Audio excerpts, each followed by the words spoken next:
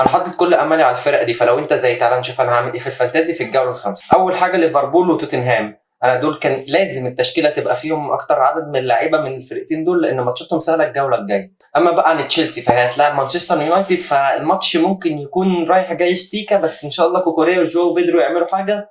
اما بقى عن بورنموث فهي هتلاعب نيوكاسل الماتش الجاي، وانا مش مطمن للماتش ده، بس مع ذلك انا اخترت سيميوني وسينسي، كانوا جامدين الفتره اللي فاتت، فانا قلت ان شاء الله يعملوا حاجه الماتش الجاي. هو الماتش هيبقى صعب سيكا، بس ان شاء الله يكونوا عند حسن ظن. اما بقى عن ارسنال فدي الفرقه الوحيده اللي اخترت منها لاعب واحد، وهو زوباميندي، ده اللي كان متالق جامد الماتش اللي فات وعمل اداء اسطوري، فان شاء الله يعمل حاجه الماتش الجاي مع ارسنال. هي هتلاعب السيتي، هو ماتش صعب شويه، بس ان شاء الله يحصل حاجات كويسه. وزي ما قلت انا معتمد على توتنهام شويه عشان الماتش بتاعها سهل، فانا مختار الحارس بتاع توتنهام، وان شاء الله كان متالق الفتره اللي فاتت، فان شاء الله يعمل يطلع بكلين شيت ولا حاجه الماتش الجاي، فان شاء الله يبقى اداء اسطوري.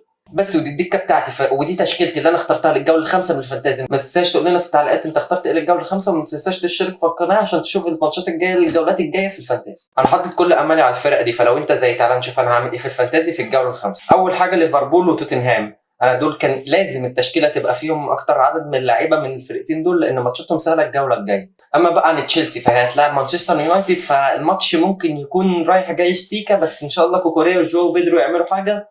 اما بقى عن بورنموث فهي هتلاعب نيوكاسل الماتش الجاي، وانا مش مطمن للماتش ده، بس مع ذلك انا اخترت سيميوني وسينسي، كانوا جامدين الفتره اللي فاتت، فانا قلت ان شاء الله يعملوا حاجه الماتش الجاي. هو الماتش هيبقى صعب سيكا، بس ان شاء الله يكونوا عند حسن ظن. اما بقى عن ارسنال فدي الفرقه الوحيده اللي اخترت منها لاعب واحد، وهو زوباميندي، ده اللي كان متالق جامد الماتش اللي فات وعمل اداء اسطوري، فان شاء الله يعمل حاجه الماتش الجاي مع ارسنال. هي هتلاعب السيتي، هو ماتش صعب شويه، بس ان شاء الله يحصل حاجات كويسه. وزي ما قلت انا معتمد على توتنهام شويه عشان الماتش بتاعها سهل، فانا مختار الحارس بتاع توتنهام، وان شاء الله كان متالق الفتره اللي فاتت، فان شاء الله يعمل يطلع بكلين شيت ولا حاجه الماتش الجاي، فان شاء الله يبقى اداء اسطوري.